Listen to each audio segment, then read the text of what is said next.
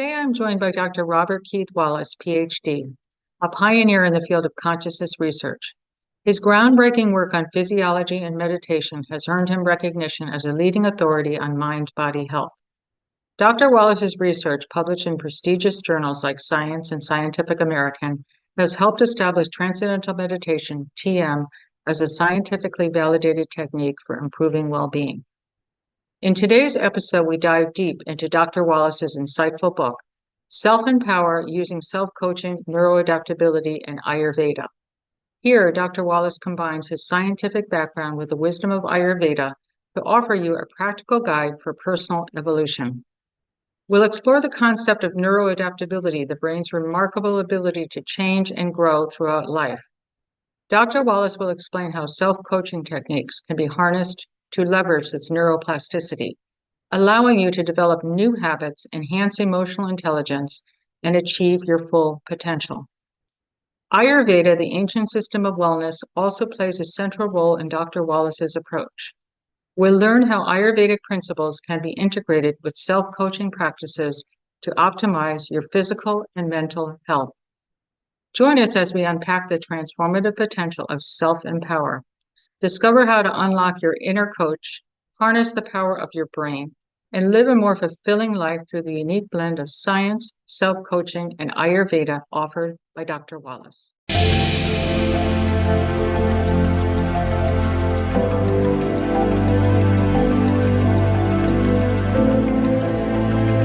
Jump right in then. Self-Empower is the title of your book, Using Self-Coaching, Neuroadaptability, and Ayurveda. Can you deconstruct these terms for me? The first one being, what is self-coaching? Self-coaching is, the most obvious thing we all try to do.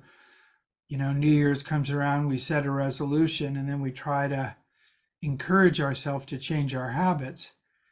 And, maybe we keep a journal, maybe we have a calendar. And so we try to make some change in our life, and we use conversations with ourselves to do it. And not always very effective. In fact, it turns out to be incredibly ineffective. So improving your techniques in self-coaching makes a huge difference, and that's what the book focuses on. How about the other term in the title, neuroadaptability? A term that never existed before. There is a word neuroadaptive, which is used particularly when the scientists are talking about people that have had child abuse, drug abuse, very severe situations. And they talk about how the brain adapts to this. And not only the brain, but the DNA. So what people have found is that when you put people under these severe experiences, that the brain gets rewired as an adaptive mechanism, and even the DNA changes. Certain genes are expressed and certain genes are not expressed. Unfortunately, this rewiring makes those people far more susceptible to bad habits as they get older because they're dealing with this internal stress. So we developed the term neuroadaptability to be a little broader and to be more positive. We wrote an article, my son and I, called Neuroadaptability and Habits, and it's been published. And the idea is, we all know about neuroplasticity. That's a word which basically means that your nervous system is flexible, so every experience changes the brain. Neuroadaptability focuses on those experiences which challenge the brain. So you can have lots of positive, fun experiences that are changing the brain.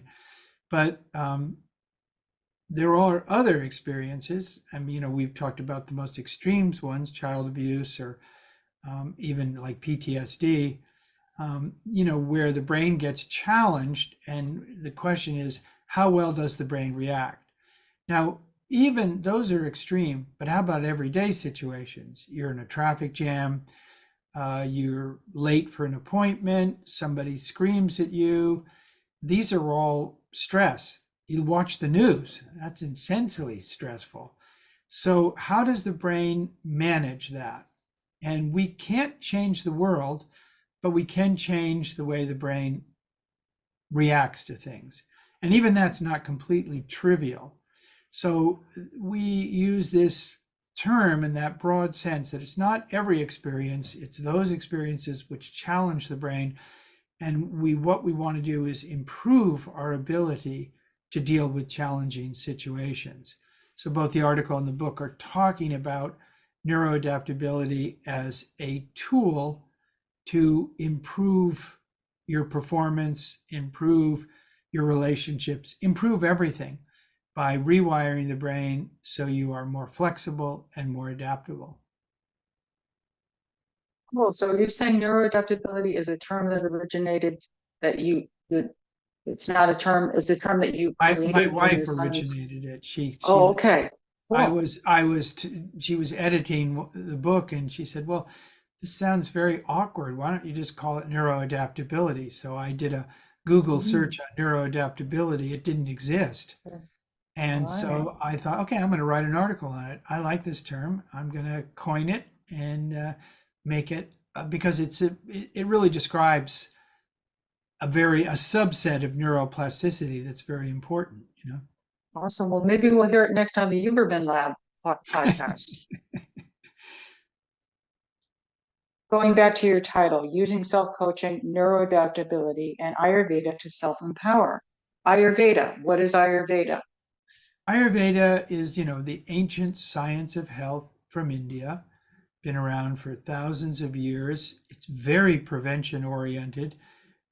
It has kind of four basic pillars, which are in the prevention area, which are, have to do with lifestyle. And it has, in addition to these four basic pillars, there are lots of herbs, lots of detox treatments. But, from the simplest point of view, it deals with each individual separately. So each person is treated in a personalized way, depending upon an analysis that is done, whether they have certain characteristics. And then these four pillars are how to deal with a person's stress management. For example, Transcendental Meditation might be a technique that would be used for that, which comes from Ayurveda. Second would be sleep. How do you improve sleep? Because we know that when you sleep better, you do better, and we know our whole physiology is oriented in that direction. Food, diet is another big one. And, exercise. And these are all acknowledged by Western medicine as four key components of lifestyle.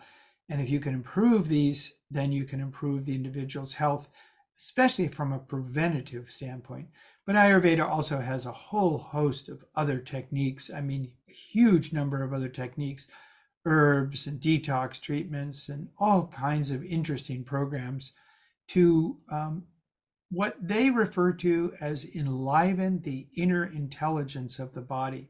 So to get the body has this natural ability to repair itself. You get sick, what happens? Well, you could take some drugs or something, or you go in about 2 weeks. If you just really rest, the body repairs itself. The immune system gets rid of whatever the bacteria or infection is, and the body resets itself, and then it's able to go back and be refreshed and do its job. There are many wonderful self-repair mechanisms in the body, and so Ayurveda focuses on enlivening those self-repair mechanisms so that the body heals itself. So this is a whole topic unto itself, 10 topics unto itself. So I'm giving a super brief. Absolutely. Well, I love what you said about Ayurveda from the perspective of you and I have talked a lot about super habits. Right. That if you have a super habit, it sort of has a ripple effect, and it's going to have an exponential effect on other habits and make them easier, and it's going to pave the way. And in a way, Ayurveda, with an enlivening the body's inner intelligence in terms of healing, it's paving the way for everything else in the body and the physiology and the mind. Yeah, exactly. Yeah, and super habits really are key because the biggest super habit is having a program of how to change habits, and self-empower goes into that very much. There's certain steps and techniques you should use, which would make it much easier for you to really change a habit. So that's number one super habit, is having the proper toolkit to make a change in your life. Number two, other super habits like Transcendental Meditation, which essentially rewire the brain and make you more flexible. They give you greater neuroadaptability. So that's huge for changing other habits. If you're well rested, if you got more energy, more creativity, it's much easier. There are many obstacles to changing habits, and procrastination, perfection, so many different things that people do to kind of sabotage themselves. So we have a whole program in this book set out how to help people not get caught up in those sabotage kinds of inner dialogue that's going on, and how to use specific steps, use friends, use, Sure. Well, let's get into the weeds on that. We're going Okay. to get into the weeds on the book. In a broad sense, these three things, the self-coaching, neuroadaptability, Ayurveda, are you saying that these things combined lead to self-empowerment? Because everyone wants to feel Yeah. empowered.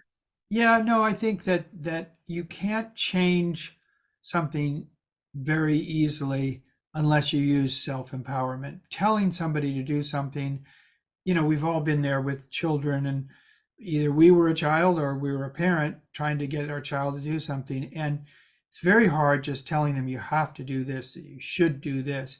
It's so much easier if you ask them really interesting questions and they say, well, what if I did this? That would make my life better.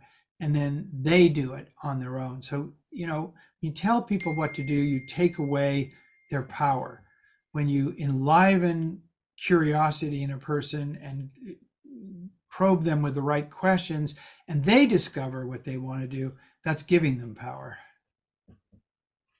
Yeah. So the self-empowerment is really, it's giving the power and not exerting control. Right, exactly. Dr. Wallace, Keith, there are thousands of books on self-coaching, habit change, and self-improvement. Why is your book different?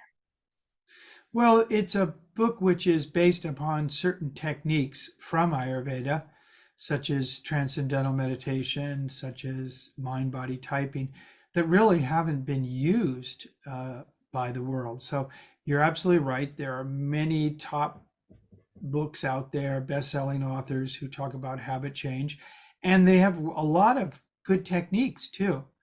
But it turns out that Ayurveda itself is based on habits. The most key part of Ayurveda is a daily and seasonal routine. And what is a daily routine? It's a series of habits that somebody does. And they had a very profound knowledge of how to make those changes. So whereas many modern people have discovered techniques, some of these techniques were known thousands of years ago. And, like one of the simplest is, don't try to do more than one habit at a time, and pick something simple. Ayurveda makes a huge emphasis on that. So pick something simple. They also suggest picking something that resonates with your mind body type. So for one type, each mind body type has a different approach to habits. So when you understand a little deeper what's going on in the person, then it's easier to create a program for them to change a habit, because okay, this one type called Vata, they are very changeable. They like variety, they're very creative. So it's hard for them to stick to a habit. So you really need to have like a big chart or some, daily routine for them is huge. Anything that grounds them. And once you understand that, and that they're going to try to go off it and try to do something new and add 2 or 3 habits, then you can coach them or help them coach themselves in a way that'll keep it simple, keep it easy, and avoid all the distractions. So there are many examples like that where understanding the person from an Ayurvedic point of view really, really helps them in self-coaching. Awesome. Yeah. And you call these in Ayurveda, they call these mind body types doshas, but you also call them energy states in your book. Yeah, I was trying to come up with a Western word that would fit people. I mean, these are really deep principles. They are principles which talk about how the physiology is governed at the finest level. So Vata has to do with movement. It's often thought of the nervous system, communication. Pitta has to do with digestion and metabolism. And Kapha usually has to do with structure and lubrication. So they're very deep concepts which embrace many systems of the body. But we try to simplify them by talking about them as energy types. So the Vata energy is one type, changeable, but very creative. The Pitta, another type, very, very energetic, but often very only focused on their goals. And the Kapha as being very steady, very easygoing, but again, they need to be recharged constantly. They need activity. So each type has their own tendencies, and when you understand each type, you can understand when it gets out of balance, what can happen. And that's the real problem. When we get out of balance, it's really hard to change habits. When you're tired, when you've got too much on your plate, when you're emotionally upset,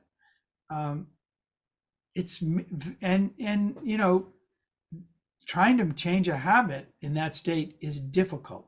So we have even what we call micro habits, which are just simple little things that people can do just to get their body in a more balanced state so that they have the energy and the creativity to make the change for bigger habits. Yeah, well, it sounds like not only is Ayurveda helpful in implementing the habit change, but also in preparing for habit change. Yeah. It's like cultivating the soil to some extent. Yeah, it's really true. And, coaching, we talk about self-coaching, but the first step is to discover who you are. What are your tendencies? What are your strengths? What are your weaknesses? What are the things holding you back? What are the things you can do to move forward?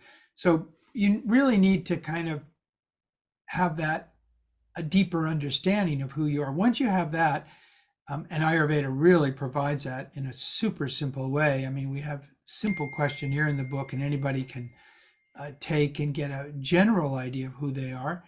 That right away makes it easier. Now, there are deeper issues, what happened in our childhood, how our parents treated us, and so forth.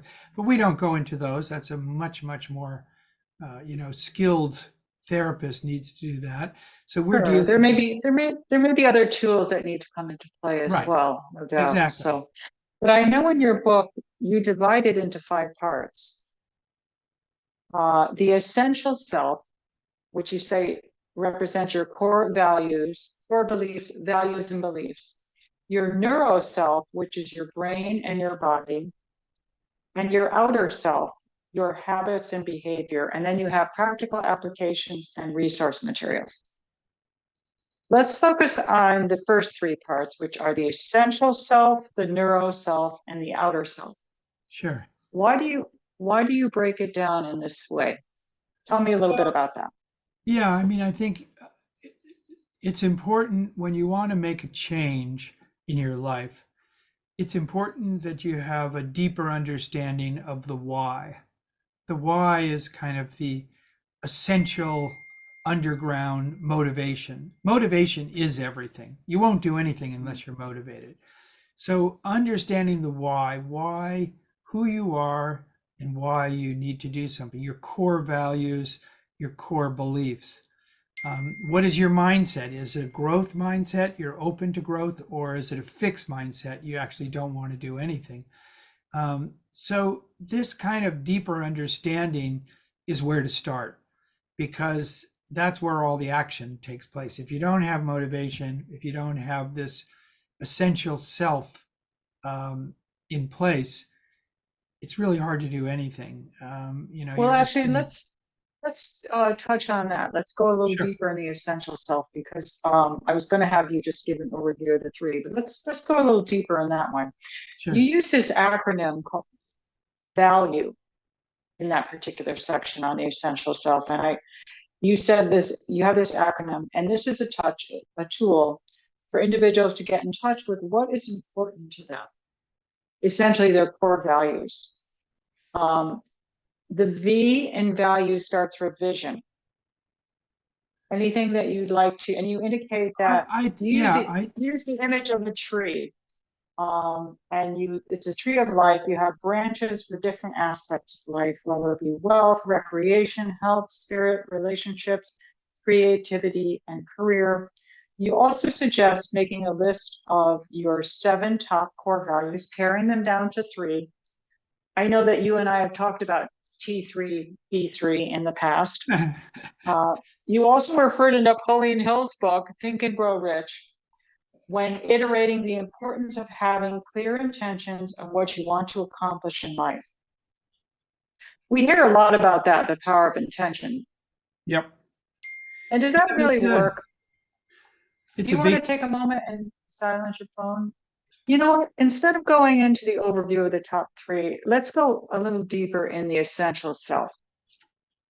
In this particular chapter, you use the acronym, or this section, you use the acronym VALUE as a tool for individuals to get in touch with what's important to them, essentially their core values, as you indicated earlier. You say that the V in value stands for vision, and you use the image of a tree, and you call it the tree of life, and I love the image of a tree, because that's Maharishi University, of course. And then you include branches for different aspects of life: wealth, recreation, health, spirit, relationships, creativity, and career.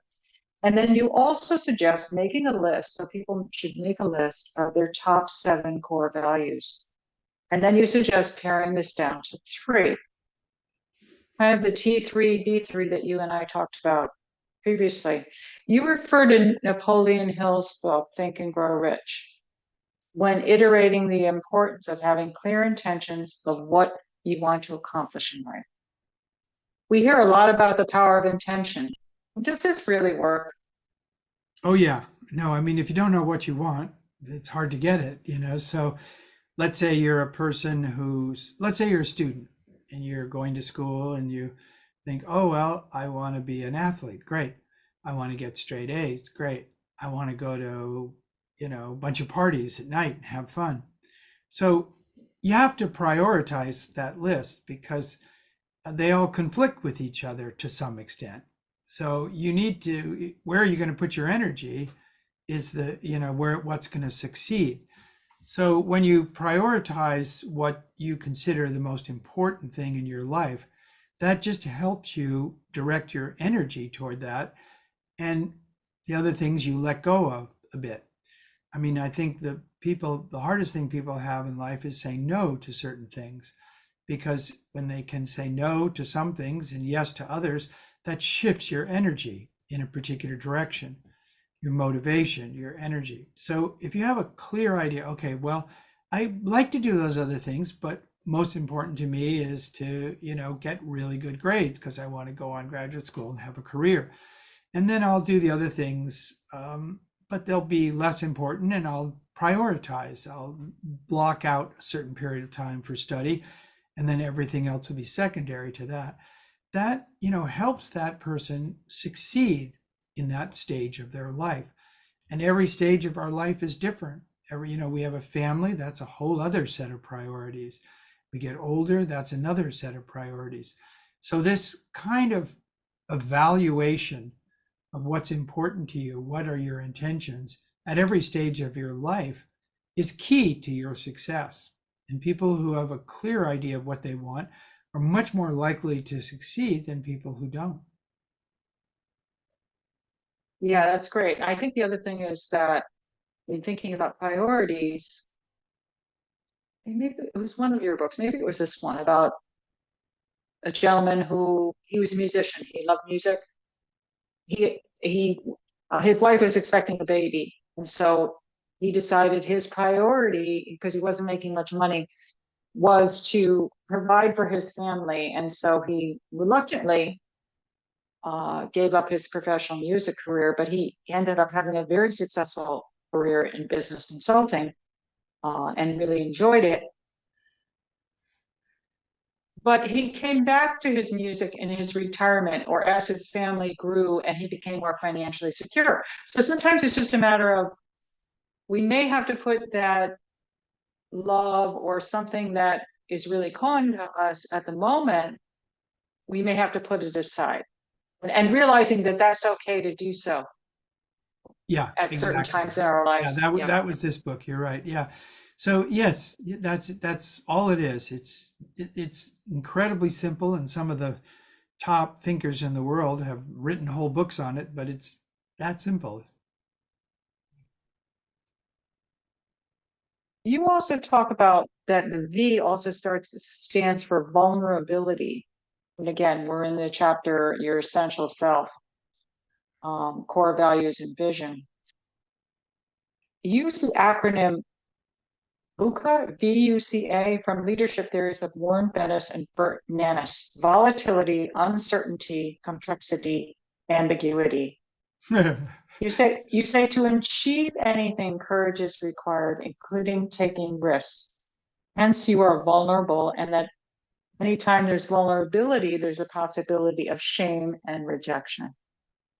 Well, this is Brene Brown, I must say. I borrowed this from Brene. Yes, and you cite her there, of course. Yeah. She's the great Do you want to genius. say, of course, She's the of great genius in vulnerability? this area, and I think, when she talks about, with one of her talks, she said she goes to a Silicon Valley and they invite her to, because she's a best-selling author, she's this, psychologist, and they want to improve performance. So she comes in and she says, well, yeah, what would you like me to do? And so she's got her own plan and everything. And they say, well, of course, nobody's vulnerable here, so you don't really have to go into that. It's just kind of, most of the professionals. Somebody said that? Yeah. She tells the Oh, story. Yeah. I mean, because they don't want to reveal that they're vulnerable. That's a kind of a male macho trip that is there. And, and that vulnerability, she's had to fight it for years. It's like, even when she's super successful and she goes into someplace, she still has to fight it because of that intense prejudice there. So if you're not in touch with your feelings, then you're not giving your 100%. When you're more aware of your weaknesses and your strengths, then you can, it's much easier for you to give and to help other people when you're aware that, when you're empathetic. And to be empathetic, you almost have to admit that there are not only in other people, but there are things in yourself where you're vulnerable that aren't perfect. And that gives you that courage to move ahead because you know that you can overcome it. It's also kind of part of the idea of a growth mindset, that you're not the victim, but you take responsibility for your action. And you recognize, okay, I might have had a bad childhood, I might have had this, but I'm not going to dwell on that.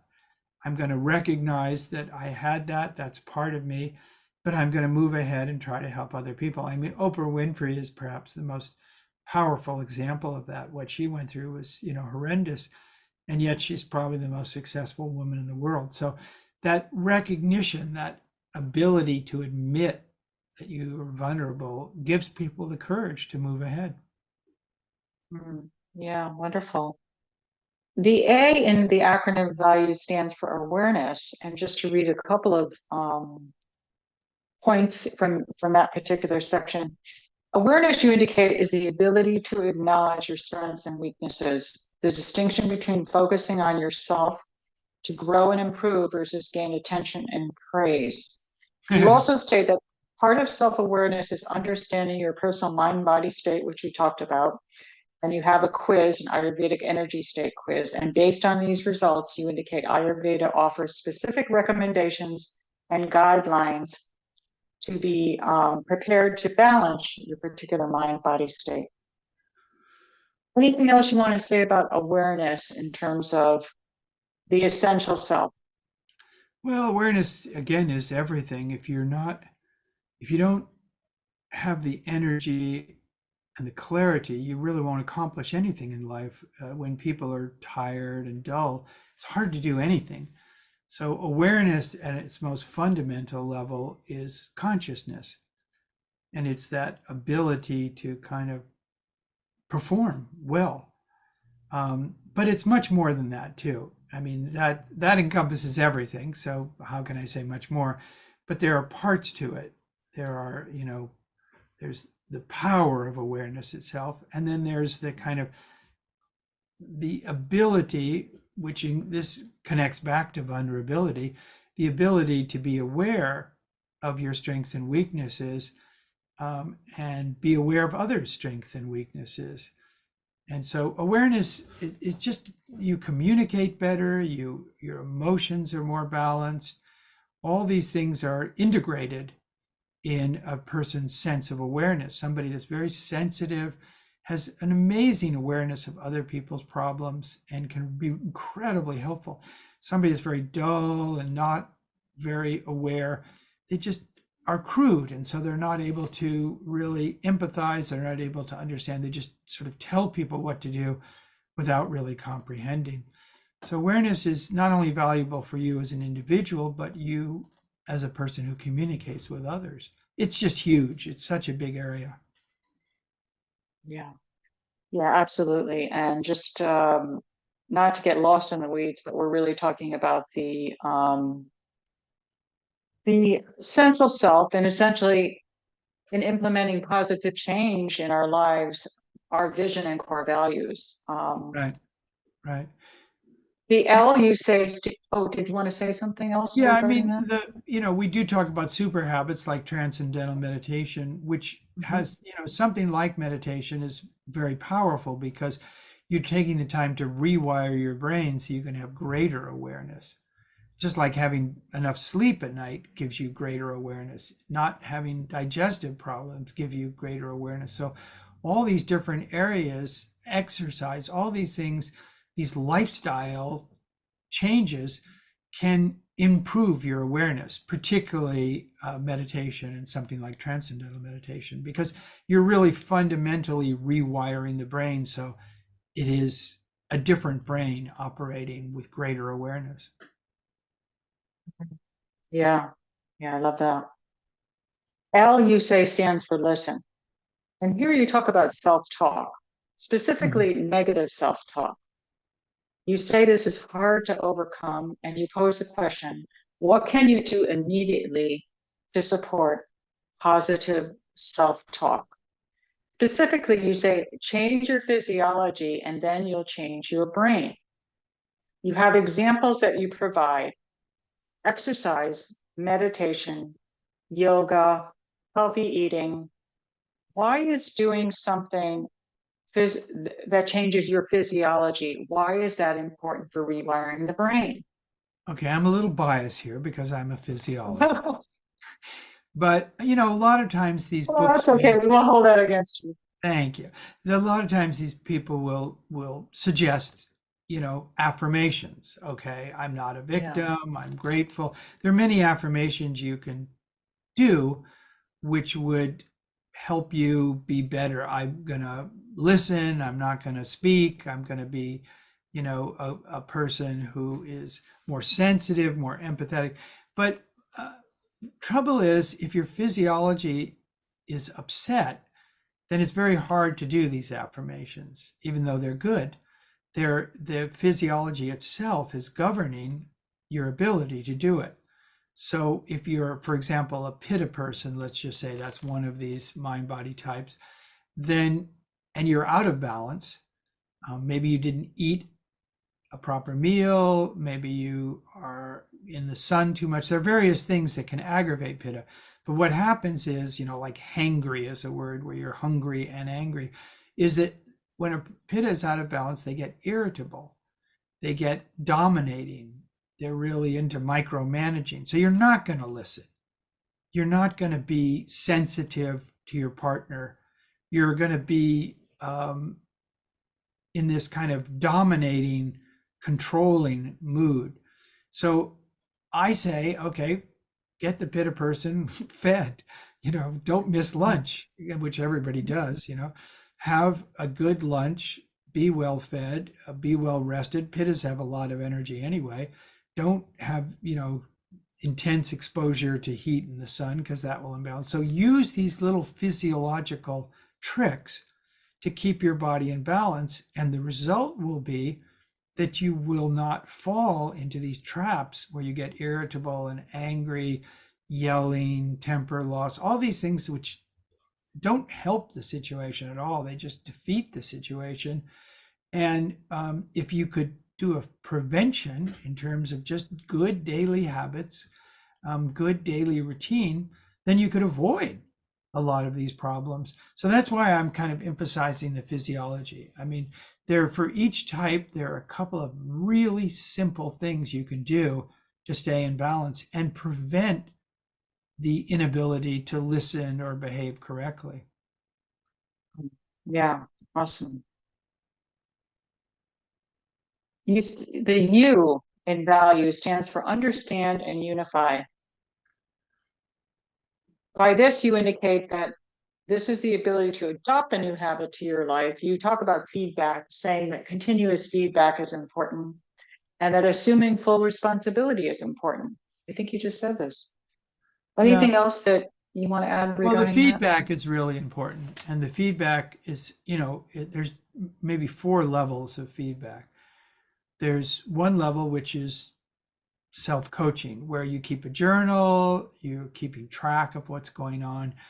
Let's say you want to lose weight. Well, you got to periodically get on a scale and weigh yourself. Otherwise, you have no idea what's going on. So you need some kind of feedback. If you're going to exercise more, you got to keep track of that. If you're going to drink water more, it's good to keep track of it. And there are, all kinds of devices you can use. So that's one form of feedback. Another form, if you can get a buddy, could be your partner, could be a friend, could be somebody that's in a similar program you're in, and have the opportunity for this buddy to help coach you. If you get a professional coach, that's obviously the best, but a buddy just checking in with you periodically, once a week, just saying, okay, how'd you do on your habit? Did you give your greatest attempt to do it? And the person could say, oh yeah, I really tried. And I gave 100%, but I just might not have got it done this week, but I'm going to do it next week. It's just that kind of checking in with a person, talking over what might have been the problems, how you could get around it. Huge, huge impact. Third level is group. If you can do group feedback, group coaching, if you can have, if people are in a running club or and they're in any sort of group, small group, wow, that makes such a difference. Again, you get to share your experiences with each other. And just that sharing is enormous, how much support it gives you. And finally, environment, sort of what we call environmental coaching, which means your environment is going to influence you. If you want to go on a diet, don't have a lot of snacks in the house, change the environment. And there, many, many ways you can change the environment to help you. So these 4 levels of feedback, 4 levels of coaching are all very, very important in moving ahead. So one of the first things you do in coaching is you have a clear objective. Okay. If you go to a coach, a professional coach, the first thing they do with you is they ask you what you want to do. I want to change this habit. I want to go to bed at 10 o'clock every night. Fine. Okay, so let's measure that. So you have an objective, you have a way of measuring it, and then you check in with your coach periodically to see how you're doing and discuss the problem. So that kind of an understanding really, really helps. And if you have a toolkit you can use, super, super helpful for it's really hard to do habits on your own. If you're a Pitta person, a lot of the habit change books are written by Pitta people for Pitta people. And it's basically people who love to-do lists, and it's not hard for them. They have enormous self-discipline unless they get out of balance. So this book covers every type. And the understanding part is understanding who you are, what are the tools you have available and how you can optimize those tools. Awesome. Awesome. Yeah, well, it's essentially feedback. There's a number of different ways to receive feedback, and that's really helpful. I know the E in value, you talk about experiment and evolve. Experiment, you say, is the essence, experimentation is the essence of a growth mindset as opposed to a fixed mindset. What's a growth mindset to you? And why is experimentation important when you're trying to make change and empower your life? Yeah, well, it's the notion that when you try something and you fail, that you look at the failure as a learning opportunity and not as a failure. You say, okay, fine, that didn't work. I'm going to try something else. What did I learn? Well, I learned that, if I'm too hard on myself, it's not going to work. Or if I try to do too many things at once, it's not going to work. So that notion of learning is the essence of a growth mindset.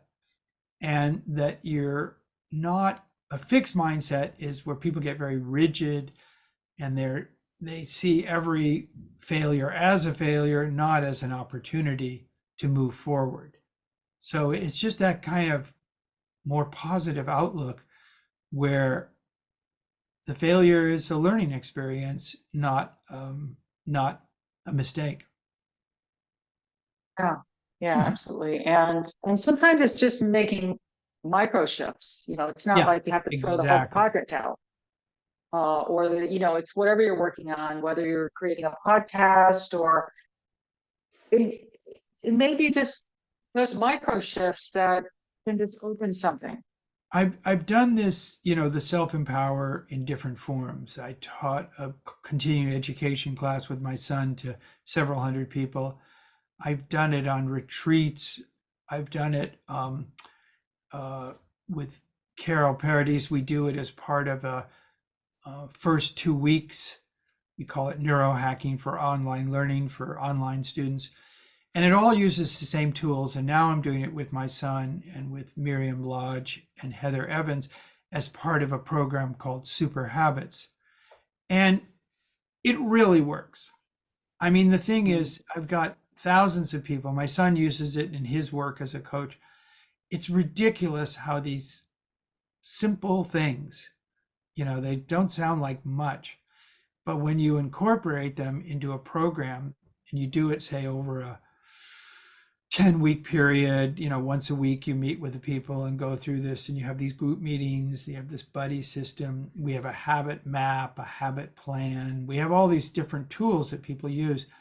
It's insane how well it works. And it doesn't seem like you're doing that much different than what you might have tried before, but it's a systematic, we call it a consciousness-based approach, because it uses certain tools from consciousness to help that person move forward. So I love habit change. I just think it's the essence of everything in life. And I think, if you have an effective habit change program, you can accomplish anything, really. It's just getting those tools down, getting the support you need, being trained in a way. That is the super habit, really. Absolutely. Well, the other section that you have in the book is the neuro self.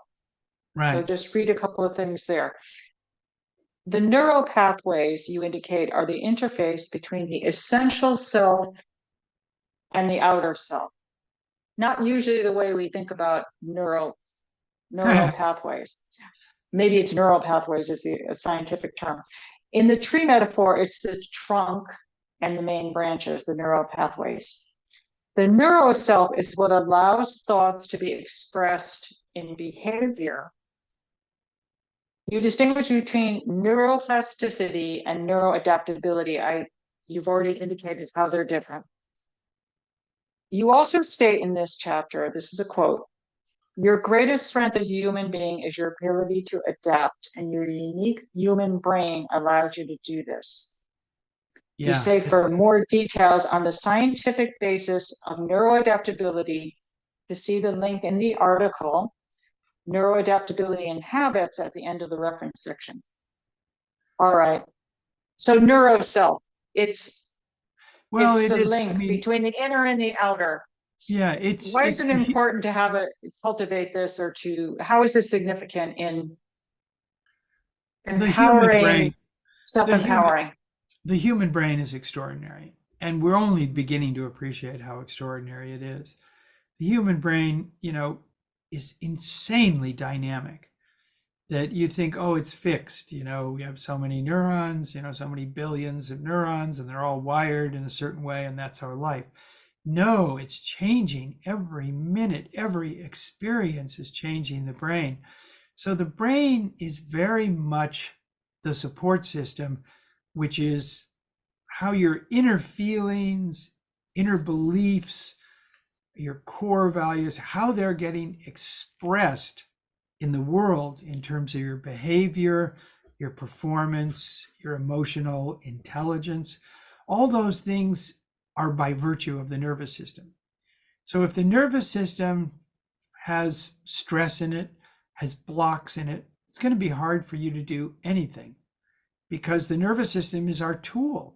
It's what we need to express ourselves. If we have some super deep-seated stress in our nervous system, we need to take some time to get rid of that. We can kind of build a wall around them, but every once in a while they erupt and they just completely disrupt people's lives. So rewiring the nervous system is the basis of changing behavior. It's the basis of success, because success is having the right tools to allow your inner desires, your inner awareness to be fully appreciated in your outer activity. It's this connection between the inner and the outer, which is so important. And the more you can connect with your inner self, which turns out to have enormous creativity, enormous potential, enormous empathy, the underlying core of everyone is so powerful. But if you don't enliven that inner intelligence, and that's the nervous system, if the nervous system is not wired correctly and you're not expressing it, you don't get much out of it. And so you can't expect to achieve a lot in the world. You can't expect to have good relationships. So I see the nervous system as that interface between the inner and outer, and the wiring of the nervous system is everything. And we improve that wiring, which turns out every experience changes the wiring. So it's not like you have to go and, it's not hardwired like a computer. It's insanely flexible. So it can change itself, but we have to do things to help the nervous system wire itself correctly. And habits are the most powerful tool. What happens in a habit? You learn to ride a bicycle. What happens? Okay, you're kind of trying, it's not working, this, that. You watch a little kid do it. All of a sudden they get it. Boom. And then they're riding their bicycle. Do they ever forget that? No. I mean, years later, that same knowledge is there. That's a wiring in the brain of how to be successful at a certain activity. So wiring is everything. And if you have a solid basis, some really good habits to keep yourself in balance, then your chance of unfolding this inner intelligence and expressing it in life is increased exponentially. So that's why I put such an emphasis on the nervous system. It's everything. Yeah. These stresses, we live in this, most of us are obviously, just the modern challenges that we have, these stresses are deep. And we take them as a normal to some extent. We hear a lot about psychedelics. Oh, go Do you hear ahead. me Go now? ahead. Yeah, I We can hear a now. lot about psychedelics for rewiring the nervous system. Sure. I mean, it's just everywhere now. Right. What about that? The I I remember reading a book one time, and it was written Carlos Castanedas, and it was this whole book on Yeah. this kind of, the way. And what he said was interesting. He said, he gave hallucinogens to his student, but he said, only because you were so stupid, I had to give you those hallucinogens. Otherwise, I would never do it.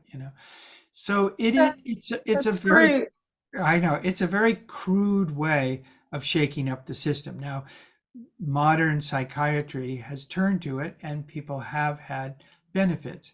But I grew up in the psychedelic age, and I saw many people were Sure. really hurt by it. So it's a very, it's not a foolproof way. They have what's called microdosing now. They have all kinds of ways where they think they're controlling it, but it's not what you would call a consistent way of improving performance. Maybe it helps certain people at certain times, and maybe it hurts other people terribly. So it's a bit of it's not an easy path. It's a much more difficult path, and the results are incredibly varied. Why not pick something like meditation, where it's a much more gradual, much more consistent, um, forcing the nervous system to have altered states of consciousness by taking certain drugs. You don't know what's going to happen. You're giving the brain a powerful experience, and is that altering it in a good way or a bad way? Okay, under super care and supervision, people have reported positive results, but I saw a lot of negative results. So I would not recommend that. That's for sure. Sure, sure. Yeah. Now, your work for decades has been in consciousness and specifically transcendental meditation and the impacts on the physiology and overall health in general. Why don't more people appreciate the profound impact of transcendental meditation in rewiring the brain and rewiring the nervous system and Well, severing the physiology to some extent that the inner can reach the outer? it's kind of the way information is presented.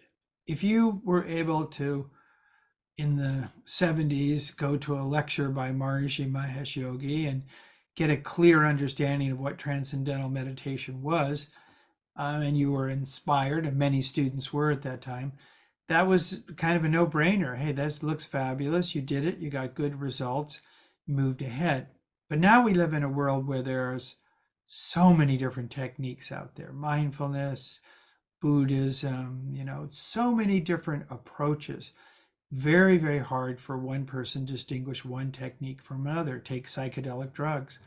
And you read different people, who are celebrities taking them, and they had this result. Not a very substantial way of determining whether something is good or not. But unfortunately, the kind of ways we gain information and what influences us to do things is not very reliable. So if somebody were to take the time, look at all the research, go to a lecture, it's pretty convincing how transcendental meditation is so powerful and good. But it's a gradual technique, and different people have different experiences. And so it needs to be formed into a habit, because the regularity of it is what really has this best effect. So if you're doing your meditation regularly, that's really gradually rewiring the brain in a way that is very safe, easy, and very positive. But we live in a world when people want more sensational things. They want to know what the latest rock star did. They want to know what the latest this person did, and they want to follow them. So people are not they don't often take the time to explore what's the best and what's not the best. So that's just nature. We have to have the right opportunity at the right time to learn about something, and we need the right teachers. There are a lot of well-trained transcendental meditation teachers, but they're far too few, and it's something that in this market right now has not, it's not the first thing that people look at. There's so much other so many other techniques that are advertised, and so many other paths out there, that I think it's difficult for people to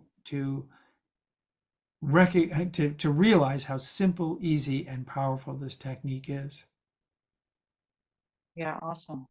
Well, I think we're going to actually, there's a lot more material that I'd like to cover, but we're at time. Okay. So if you're up for it, I'd love to do a part two on this Sure. particular topic. Sure. Okay, Sure. awesome, awesome. Um, so let's end there, Dr. Keith, if that's okay with you. Yeah, that's fine with me. No problem. And how about where people can reach you? I know you obviously in your bio, you're an author of over 18 books, and um, where can people find out more about you or get in touch? Yeah, I'm a professor at Marshy International University. I, have an Amazon. Uh, if you go to Amazon, I have an author's page there with all the books. I have one main website, which is called Biohack Longevity, which contains a huge amount of information from all my books. So either biohacklongevity.com or at Marshy International University. There are many ways people could get a hold of me, or just through my books, which are, on Amazon. Awesome. Wow. Well, thank you. Okay, good.